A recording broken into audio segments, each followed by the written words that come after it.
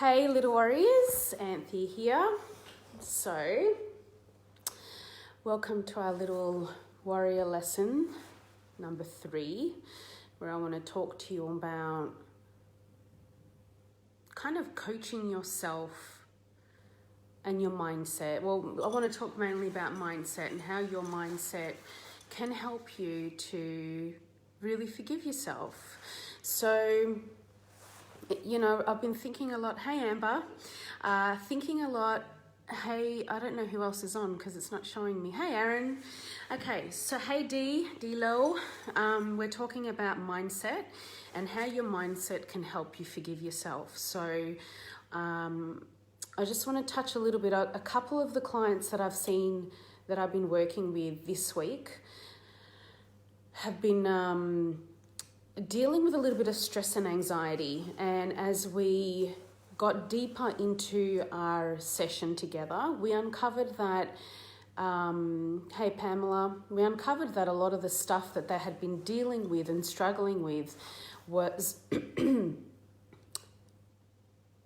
the critic, the inner critic, that little voice inside of your head that goes on and on and on and on about the decisions you made and the regret that you have and how you didn't make a better choice and how you lost all your money or how you treated that person or how you didn't do that thing, or and so this week I've been talking a lot about accepting the fact that it couldn't have gone any other way. It was always meant to go this way, and really making peace that with yourself, like that is the decision you made in that moment based on the information you had. So with regret, and it's something that I've felt intensely as well, but with regret, the truth of it is that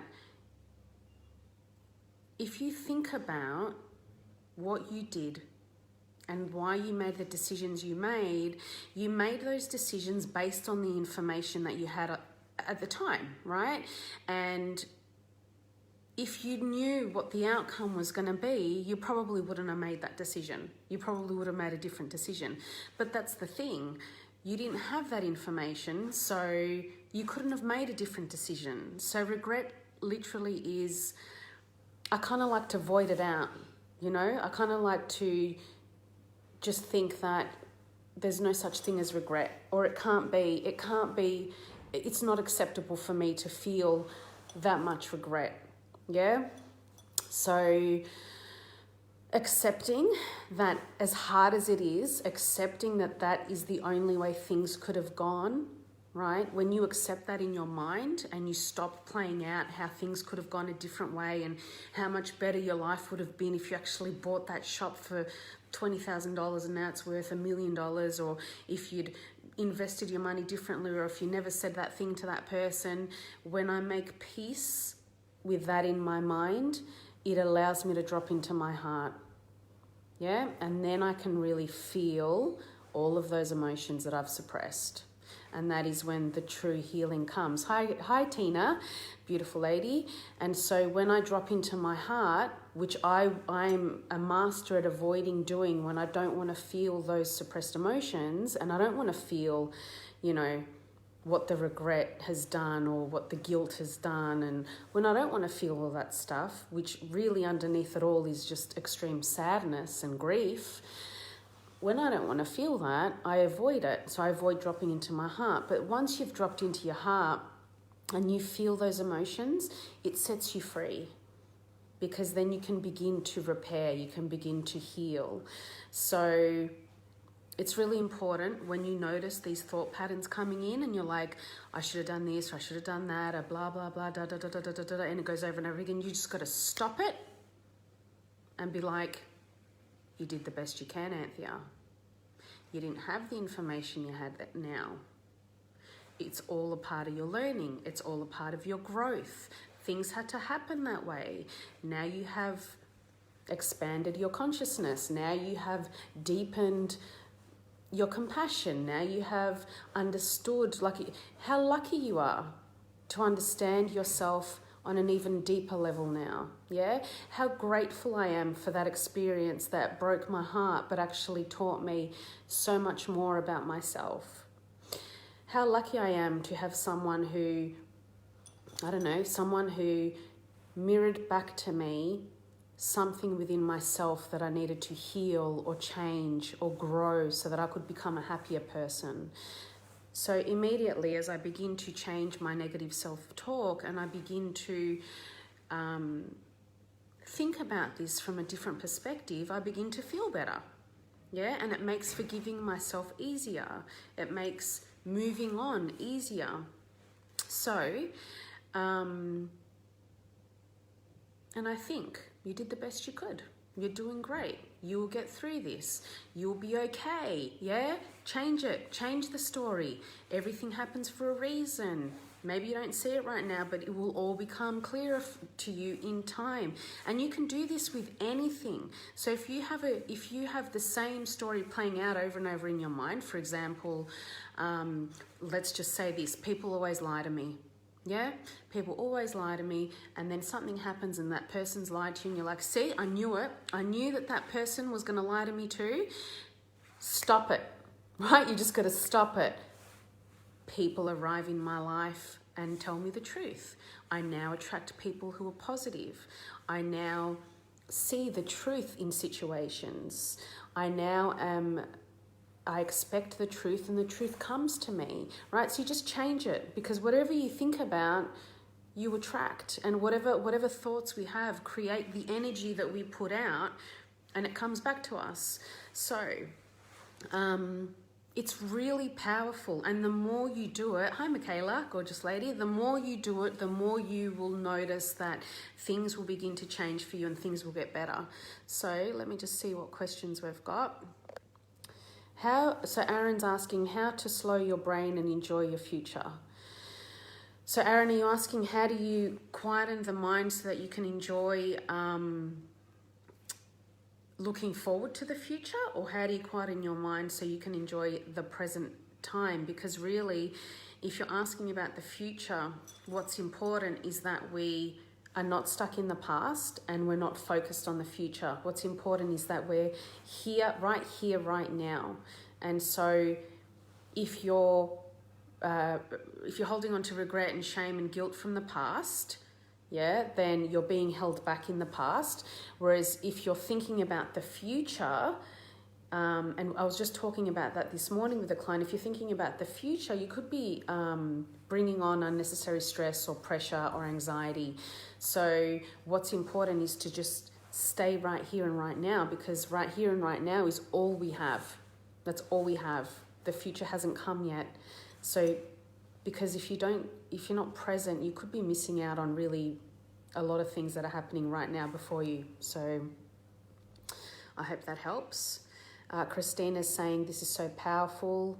The what ifs are the biggest struggle. Yeah, absolutely, they are. And we all do it. And we all like, well, what if I had just said those words to that person? And what if I had just made that decision? And what if I had just done that or taken that trip or da-da-da-da? But we can't do that anymore, because it's actually not good for our health. It's not good for our present moment. So find a way to forgive yourself. And I've spoken about the letter writing a lot, and the letter writing is really powerful. And when you one way you can do the letter writing is you start writing yourself a letter. Tell yourself, like, express how annoyed you are at yourself. So, bloody hell, Anthea, I can't believe that you said this thing to this person and you hurt them, and you, like, how much in your ego were you, and what the hell were you thinking, and you were so selfish, and da-da-da-da. And then stop that. Once that feels complete, once you've finished beating yourself up, and maybe just give yourself 30 seconds or a paragraph. Once you've finished doing that, then start apologizing to yourself. I'm really sorry I've spent the last 3 years beating the shit out of you for a decision that you didn't make, or for doing something that you didn't have all the information about, or so apologize.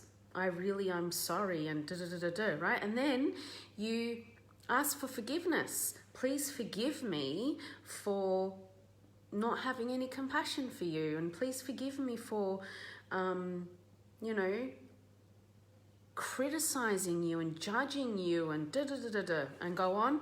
And then when you finish the letter, you burn it. And when you're burning the letter, what you got to do is you got to, in that moment when you're burning the letter, make a conscious choice that you are releasing this.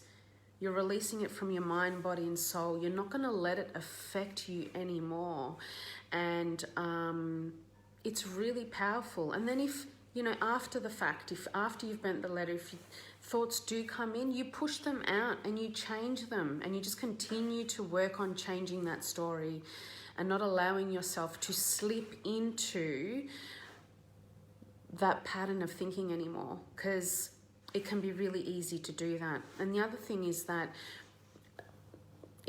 it's good to find somebody who will just tell you the truth, yeah, about your behavior. So if you are struggling with something like that, jump in the group. There's a lot of people in here who are here to support you, who can guide you in the right direction, and I'm here as well. So I hope that's been helpful. So Aaron's saying he did this last night, but for wisdom, great. Like, you can do it for literally anything, you know. Cindy's asking, how about just being overwhelmed and lazy? So Cindy, if you can if you can just explain that a little bit further about what you mean by being overwhelmed and lazy. I don't know. Again, I don't really like that word lazy. I don't really believe in somebody who's lazy. I think people avoid doing things because of fear, or because of usually when we avoid doing things, it's either because we don't want to feel something or we fear something. So we fear we don't know who we're going to be when we become this person who all of a sudden does this thing that we've been thinking about for the last 10 years. So yeah, so if it's something you've been thinking about doing for a long time and you've been procrastinating and you put it off, and you can see the vision, you're like, oh, it's going to be so good when I do that, and I'm going to feel so amazing when I do it, and everything's going to align for me and I'm going to be happy, yet you never actually begin to do it. There could be a fear of, who am I going to be when I'm happy? How am I going to be that person who's happy? If you're not happy now and you think you're going to be happy when you're doing that thing, there could be a fear, because often we don't know how to behave as that person who's happy, because we're used to being this person who's not happy. And if we've been this person who hasn't been happy for the last 30 years, there's comfort in that. It's comfortable. It's comfortable to be that person who isn't happy. And it's scary to be that person over there who's happy, because what kind of commitments come with that? And what do I have to do every day to maintain that? And how am I going to be towards people when I'm like that? Or how are people going to view me differently when I'm like that? Working so hard. So Cindy's saying, working so damn hard that you are just exhausted, and then I feel lazy when I don't take it on. Okay, so are you happy doing the work that you're doing? And okay, I think so. Okay, so there's a difference between working damn hard and giving your power to everything that you do within your work. Yeah, so you can work hard at your job, but not allow it to suck all of your energy, so it affects your self-nurturing time, or so that it doesn't affect the rest of your life. So I would say to you, Cindy, is there something within your job that you give your power to other than you physically being there and doing that job? So that's my question. Because then if you're so exhausted from that and you don't have anything left in the tank for you and looking after you and beginning to do all of these things that you want to do in your life, then there's something that tells us you're giving your power away to either your job or a person there, or you could just not be happy there. So yeah, so I'm not sure. I hope that helps. Does anyone else have any questions? Has this been helpful? Let me know. Maybe give me a heart or a thumbs up if this has been a helpful session. So Cindy's just saying, yeah, the powers that be in my job. Yeah. So it's usually, thanks Amber, it's usually the case. Thanks Aaron. Thanks Tina. So there's usually something in your job. So how can you continue to work there without giving your power away? Is it something you're reacting to? Are you assuming something? Are you taking things personally? Are you reacting to the things people say or the things people do? If there's anything like that, if it's anything like that, I would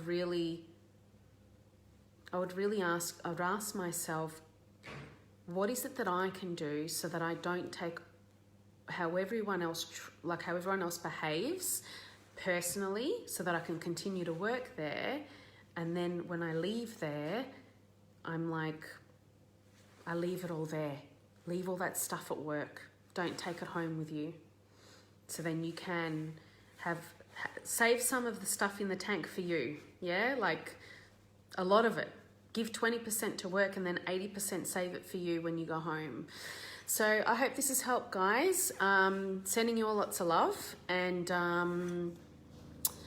I'm not sure what we're going to be doing next week, but I will let you all know in the group shortly. Okay, bye.